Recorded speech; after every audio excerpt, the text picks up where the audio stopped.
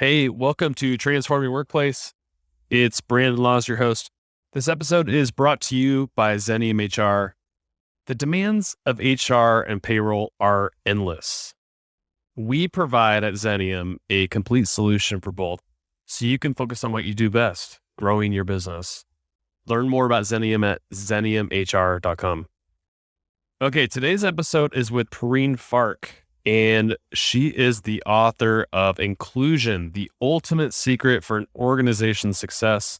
So if you want to create a culture of belonging and you find yourself as a leader stuck and you're falling short when it comes to making your employees feel heard, and you want to create an environment of inclusion, this episode is a great one. You're going to hear a lot of great tips from Perrine about how to build a culture of belonging.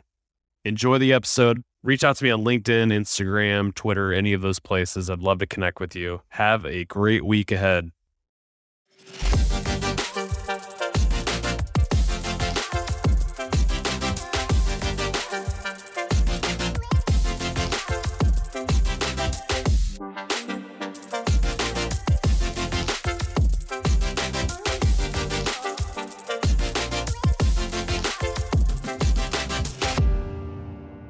Perrine, it is such a pleasure to have you on the Transform Your Workplace podcast. How are you? Very good. Thanks for having me. How are you, Brandon? I'm fantastic. I'm excited to talk about your new book, Inclusion, the Ultimate Secret for an Organization's Success.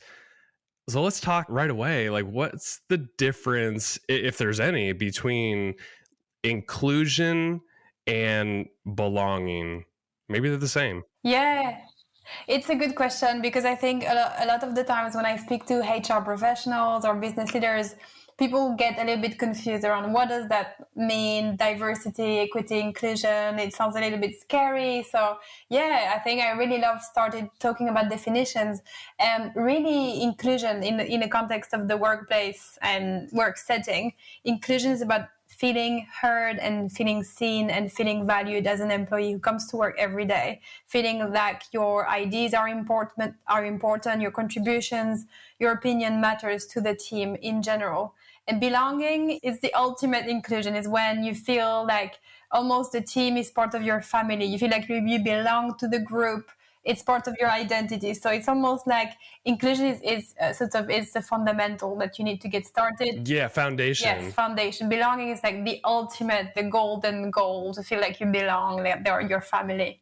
So based on what you just said, it seems like it's possible to feel included, but not actually belong. You walk into a workplace culture, there's inclusion practices, it's embedded in the culture. You could feel that, but not really have a connection and feel like you're like part of that.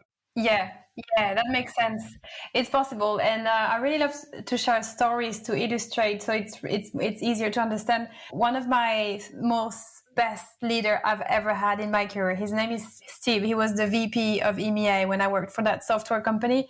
He was really the most inclusive leader I've ever had in my career, and with him, he created such strong connections with everybody in his team that I felt like I belonged to the team. I really felt a strong sense of belonging. It was beyond just, feeling seen and heard. I felt like we were more than just colleagues. And I always tell the story. He would come in the office in the morning. It was an open space. He would come into the office and he would have a nice word to everyone. He didn't have to, because not everybody reported into him, but he would make that extra effort to say good morning and call everybody by their name. And he would have a nice personal story or questions like, how was your wife's anniversary? How is your kids' football team? Or how is your marathon training going? He would remember all the little things about everyone. It just created that sense of belonging. And to this day, I'm still in touch with him and friends with him, and we're messaging on WhatsApp. But it's an example of that, an inclusive leader who really created that atmosphere, that strong belonging, and really anybody in that team would go above and beyond to follow him because he was really special at creating that sense of belonging in the team. Yeah. I'm curious, how did you get into this work? Was it you had people like Steve to look up to, and and you just wanted to make a difference? Or like, was there something that drove you into writing a book on inclusion and even consulting on it? Yeah, I would say it happened both organically and also it's my personal professional experience and also meeting people like Steve. So I had essentially in my career, I worked for about 13 years in the technology industry, in the software industry.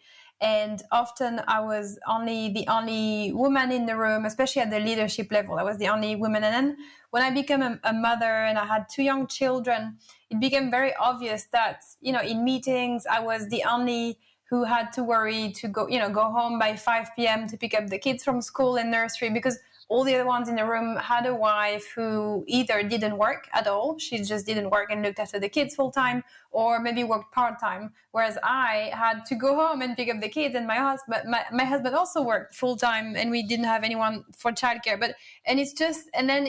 All these stories of lack of equality or lack of opportunities to be promoted and advancement based on stereotypes. Maybe, oh, she's a mom, she doesn't want to travel that much, we'll give the promotion to one of her colleague, male colleague, for example. So it's just, all these little things that really added up. I saw my male coworkers get promoted and I was not promoted at the same rate. And, all these things. On the other hand, I met people like Steve, this incredible leader who was extra inclusive, and he would recommend me for stretch assignment and glamour work. So I just realized there is a better way to work. There is a better way to create more inclusive workplaces where everybody feels like they're set up for success. So it really happened gradually and organically. And I started writing a lot about, how to create an inclusive workplace. And the more I wrote, the more I researched. And the more that I researched, the more I wrote. And then I ended up writing so much content. And I just thought, wait a minute, I could actually write a book. And so that's how I wrote that book. So yeah, it's just grew, I guess, organically. And also it's my personal and professional experience. That's amazing. So let's dive into some of the ideas in the book. What does it take to have an inclusive workplace, that foundation that we're talking about? Yeah, there are, it's such a obviously vast topic that we could, go on so many different directions. But I think, it goes down to, I often say it goes back down to the basics, getting the basics right, the foundations right.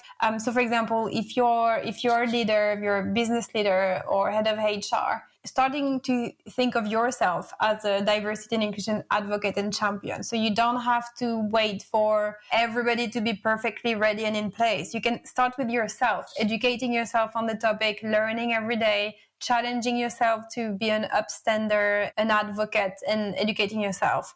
And the other thing is, from an organization perspective, start with the basics again. So start with why. Why is diversity and inclusion important to your organization? Is it because it's going to help you drive more innovation, more creative thinking, more engagement for your employees, more retention? So really try to tie in diversity and inclusion to your business. And then, try to set up goals. What are goals that would look like success for you? Do you want to have more gender diversity in your workplace? Maybe you want more ethnic diversity at the leadership level in your organization. Maybe you want more age diversity. Maybe you want more engagement. Maybe your employees don't feel that engaged, so you want a better engagement through inclusion. So what does inclusion and diversity look for you, and measure? Because what doesn't get measured doesn't get done, right? So setting goals and appoint a team to really measure those goals and track. So you could set up a diversity and inclusion committee or task force sponsored by an executive. And there are lots of other things you could be doing, such as revisiting your hiring processes, make sure there is no bias in your hiring, and revisiting your retention strategy. How are you going to retain diverse employees? And signing up to pledges. There are so many pledges and charters out there, like CEO in Action is one of them, for example. But without getting into too many details, those are sort of, I would always say, go back to the basics. Don't try to boil the ocean. Start where you are right now with what you have today. And baby steps. So change starts with you. So take accountability personally for the success of diversity and inclusion in your workplace. And also, start with the basic, like I said, why is it important? Revisit your mission statement and start with goals. That's where I would start. I love that you mentioned the goal piece, because I think where a lot of inclusive practices or, organizations really trying to create an inclusive workplace, where it falls flat, those initiatives, is they probably don't have goals. And it's hard to hold anybody accountable when you don't have goals and you don't measure it. Would you say that's probably the case in a lot of inclusion practices, where they don't really have a compass or a place where they can measure their success? Yes, absolutely. And we are becoming a more and more data-driven world and society. We have to have data that drives our behavior. Otherwise, like you said, things won't get done. When it comes to diversity and inclusion, there is that perception that it's more of a almost fluffy thing, a bit like marketing. It's a little bit fluffy. It's a bit vague. People don't really understand what that means.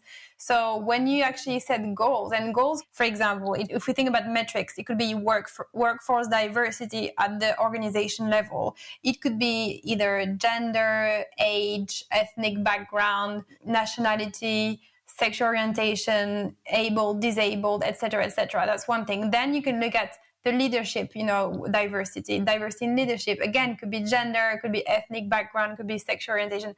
Then it could be engagement of the workforce, because engagement is strongly linked to inclusion. If people feel included, they feel engaged. If people feel excluded, they feel disengaged. So if you send a pulse survey to your team to measure engagement, then you're going to have sort of a pulse about, is it sort of 5 out of 10 or is it 8 out of 10? And then measure that, because that's another metrics you can measure. And then things like vendors diversity. People often forget about the vendor component or supplier component, because that's your ecosystem. You don't want to only be dealing with vendors, for example, that are all the same. So you might look at, we want female-led businesses amongst our vendors, or maybe we want Black-owned businesses amongst our vendors. So those are all different metrics you can actually measure and you can improve on.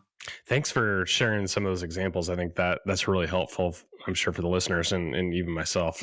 That's very helpful. There's this piece of the book that you wrote that business leaders should pay specific attention to small acts of rejection, deprecative humor, and acts of belittling in the workplace, because they are deadly for the organization. Elaborate on that point, if you would. Yeah, and I always talk about what I call the small acts of inclusion, because inclusion is not something that will happen overnight, or you will switch on the light and all of a sudden everybody feels included. Inclusion happens in, it's like trust, building trust. When do you go to work and say, okay, now there is trust between us? It happens a little bit. It happens a little bit every day. So a bit like Steve used to come to the office. I always go back to him, but you go back to the office and every day he says hi, he will say your name, he will ask you how you are and really listen to your answer. And he will ask you, how is your marathon training going? How is your holiday planning going? He would remember these small things. He will remember it's your birthday. He will send you a text to ask you how the conference you went to went. And those things add up, right? So if you do the small things every day, a little bit every day, that's how you build trust. That's how you build inclusion. And that's what I'm talking about in the book when I talked about creating an inclusive workplace, all these small things. And then there's this idea of, I think we've all been to workplaces where we've had maybe a bit of a toxic leader or some bullies or bullying, sort of, really shame focused and everything. And those things are very contagious. They are. So if you have just one kind of toxic leader or someone who's a bit of a bully, that kind of behavior really is contagious and has a bit of a cascade effect, and everybody sort of starts mirroring that behavior and becomes bigger. So it's, standing up to bullies and not tolerating, having a zero tolerance for that kind of bullish behavior. And so it's having a pulse of those types of bullying behaviors, misconduct, shaming in public. If you have to say something to someone about something that could have been done better, maybe you say it in a private setting, not in a group meeting with 30 people in the room, right? So it's all those little things to pay attention, the meetings dynamics, right? So observing how the meeting people dynamics happening in meetings. Are male speaking more often than female? Because sometimes it happens. Or are there more interruptions against a certain group of people? With hybrid work, are remote workers being less heard in meeting than people in the office? So all those little things, if you as a business leader or as a HR leader, you pay attention to those small things, that's how you're going to create that inclusive workplace. You mentioned a few of Steve's behaviors, as an inclusive leader. And I'm curious if there's like a few things that really stick out to you of like, inclusive leaders need to behave this way, or they need to do these things. What would those things be? Like, so if people are listening and they're like, okay, I'm a people leader, I can influence my culture, and I really care deeply about building an inclusive workplace and creating a sense of belonging. What kind of behaviors do I need to bring to the workplace with me every single day? Like, what would you say about that? Yeah, I would, there is one word that comes to mind, and I will say it. And I know it's not an adjective that many business leaders will think about when they think about building an inclusive workplace or being a leader, but it's key. And I'll talk about vulnerability, because you might have heard, obviously you might know Brené Brown and all the work she does around, but if you want, how do you get innovation? How do you get creative? How do you get innovation? The answer is vulnerability. People are not going to be sharing their brilliant ideas with you if they don't feel safe enough to speak up, because they feel they might be made fun of or bullied or ridiculed in public.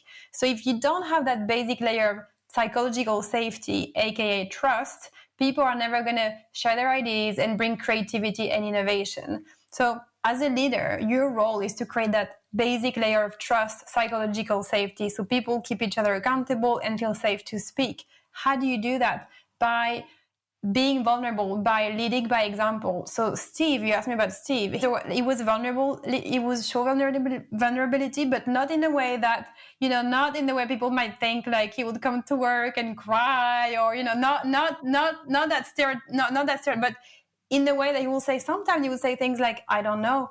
What do you think we should do? And people always think like, oh, he's a VP, he should have all the answers. No, he would sometimes say, I don't know, what do you think? Or he would say, thank you, that was great. Or what feedback can you give me so I can improve on next time?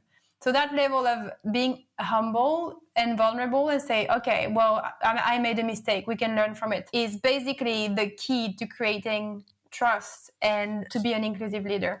What have you seen in terms of the team dynamic, those who operate in an inclusive environment versus those that don't? Yeah, and it goes back a little bit to what I was saying before. I have worked with teams where, in all honesty, there was a bit of a toxic leader, bullish kind of atmosphere, and you could just see the tension in every meeting. So that's the kind of the flip side of, that's the opposite of the inclusive leader. That's kind of toxic leader. And you would have meetings where people wouldn't feel safe to speak. It was always the same people speaking, or people would be made fun of in front of everyone else if they brought an idea that the leader didn't think was good. There was public shaming, public bullying, making fun of someone in public, and really bad engagement score, because that team, we would have a pulse survey, like an employee engagement survey. That team had the worst engagement score. So that's the example of a team where there was no psychological safety, no trust, a lot of shaming, bullying going on, and engagement was really low. And in fact, employee retention was really low. So it was you could see how it was directly correlated to the type of leader they had. Yeah, it seems like with a non-inclusive or toxic leader, it would suck the creativity right out of the team. Like they would be afraid to speak up. They would be probably just closed off and shut down. So I don't see how that would be good for growth or anything. Exactly. A lot of fear. And then, in fact, that team had a lot of bottlenecks, things that were not working, a lot of blame, any mistake, people were blaming each other. So no accountability. Yeah, it was not good for the business. What are some ways employers, if they want to build that foundation of inclusion, what are some ways to embed it in part of the culture? Is it a set of values? You talked about goals earlier. Like, is there this perfect layer of foundational aspects of an inclusional workplace that you would say, like, employers, you have to check these boxes before you really get going? Yeah, I'd say being crystal clear on your mission statement as an organization. How does diversity and inclusion tie into your mission statement? Being crystal clear on that and communicating with all your employees all the time. So every employee knows what your mission statement is and how diversity and inclusion ties into it. Having leaders that are really accountable and committed to it and really are vocal and talk about it often. But then there are things that organizations can do more on a daily basis, a little bit less formal, like leaders should be encouraged to have inclusive behavior. And by that, I mean giving, unexpected gifts and tokens of appreciation, for example. Leaders should be encouraged to do daily check-ins or weekly check-ins. And by that, I mean, how are you today, especially in a remote work setting, or celebrating birthdays and work anniversaries. Ask what you can do to help, asking what you can do to help. Shutting down bullies and standing up to misconduct and discrimination, harassment. Getting to know your team, really getting to know them. Those are all actions that leaders should be encouraged to do in an inclusive workplace. You talked earlier how some business leaders nowadays might think inclusive practices are fluff. It's nice to have, and they're not really fully bought in. So make your best case why diversity and inclusion practices actually drive performance and growth. Like that's what they care about, is the growth of their organization, their bottom line, whatever. But how, if they were truly bought into diversity and inclusion practices, how do those impact their bottom line? Yeah, I mean, the first thing is I would point people to the research. Don't take my word for it, but if you look at Boston Consulting Group research, their report revealed that over a quarter of employees at large companies do not feel that their direct manager is committed to diversity and inclusion, for example. Or McKinsey ran an analysis of more than 1,000 companies covering 12 countries. They found that companies with better gender diversity were 21% more likely to show financial returns above their respective national industry medians, and also 27% more likely to have superior value creation. And so you can see the research, you can see both Boston Consulting Group, McKinsey. The reason why those companies that are more diverse and more inclusive are doing better business-wise is because when there is psychological safety and inclusion and trust, people are more likely to speak up and to share ideas and to keep each other accountable, which leads to more innovation and more revenue from innovation. Another way to look at it is that when people feel included because they can speak up and they are respected and valued, they feel more engaged at work, so there is more retention. So companies lose less employees, they keep employees more, and employees are engaged and more productive. So there are lots of different ways you can look at it, from an engagement to productivity correlation to the innovation, creative thinking way. And also a more diverse workforce is more likely to understand a diverse market and to speak to diverse customers, female, male, people of color, older people, younger people. So having a diverse workforce is better to serve a more diverse market and even open new market shares. So those are just examples to illustrate how and why diversity and inclusion is good for business. I don't know if you've over here in the UK, I believe, or the United States, especially SHRM, the Organization of Human Resource Professionals, they came out with this article a while back talking about the Great Resignations coming, and how, basically as people get back to the office and, out of COVID, that they might just feel more comfortable jumping ship and leaving their employer. And I'm curious, I don't think this is in your book, but I'd love to hear your perspective on how inclusion practices play a role in talent acquisition, attracting employees who really are seeking that sense of inclusion and belonging.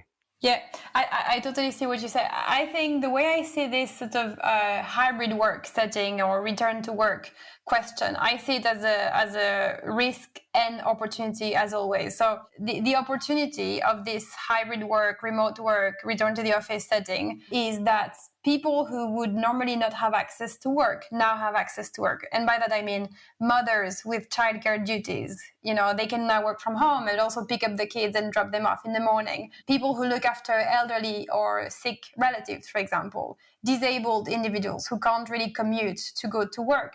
or people who live in poorer suburban areas who can't commute either now have access to work. So that's the good side.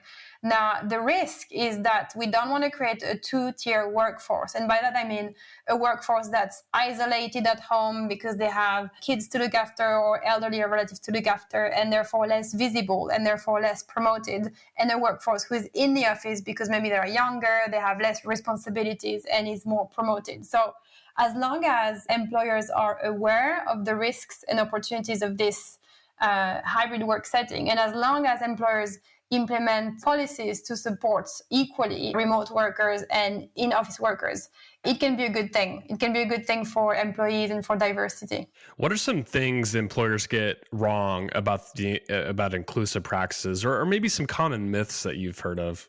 Yeah, some common pitfalls I see around diversity and inclusion is forgetting about the retention side of things. So when organizations focus too much on hiring diverse talent, but then they don't focus on retaining them. So, they hire, let's say, more people of color, more women, but then those people are not set up for success because they don't have the right support and they just leave. So not focusing on the retention, or, when there is no unconscious bias training, and especially in the hiring process, there is a lot of unconscious bias in the hiring at the hiring stage. So forgetting about the long term, they might say, okay, right now we're doing this unconscious bias training, but then nothing happens for the next 12 months. And then new people come in, they've not been trained, or people forget. And then we go back into our old sort of biases and etc. So you also need to have a long-term strategy. So thinking long-term, not just short-term. And last but not least is failing to get leadership support and commitment. Because, a lot of the times I see organizations hiring diversity officers, and now they have a diversity department and they think they've done the job. But if there is no support from top leadership and no authority or influence or budget, then nothing will happen. So those are some of the common pitfalls I see organizations fall into when it comes to diversity and inclusion. For employers who are starting this journey of trying to create an inclusive workplace, what resources would you share with them? Obviously your book is a great resource, but whether it's people, other books, websites, or anything like that you would think would help them in their journey? Yeah, there are so many great podcasts like yours, for example. Great sort of like your podcast. Lots of HR diversity specific podcasts are a great resource to learn. Follow on social media if you can follow some thought leaders on diversity and inclusion to get some ideas, and read their blogs as well. And yes, there is a ton of great books out there. I'm thinking in particular, one is called The Culture Map. I would definitely recommend Brené Brown when it comes to the whole vulnerability or inclusion. But yeah, start with those podcasts, start with those books, and educate yourself. And I think that you will be in a great place to start. Perrine, it has been such a pleasure to have you on the show. Where can people learn more about you, grab your book, or any parting thoughts that you want to leave listeners with? Yeah, I guess the parting thought is remember that change starts with you, and that you don't need other people to do things or give you things. Change starts with you. You can educate yourself and think of yourself as a diversity and inclusion champion, and you will start seeing change because people will mirror you. So that's one thing. The second thing, also, I wanted to say thank you for having me on your podcast. You're so welcome. And I guess, where can people find me? My website. So it's perrinefarque.com. So it's my first name, last name.com. And I'm on, I think, pretty much all social media. Yeah, I just followed you on Instagram. I know you're there. So I'm on LinkedIn, I'm on Twitter, I'm on Instagram, I'm on YouTube and Facebook as well. And my book is on Amazon. My guest today has been Perrine Farque. Perrine, thanks for coming on the show. It's been a pleasure. Thank you, Brandon. Thanks for having me.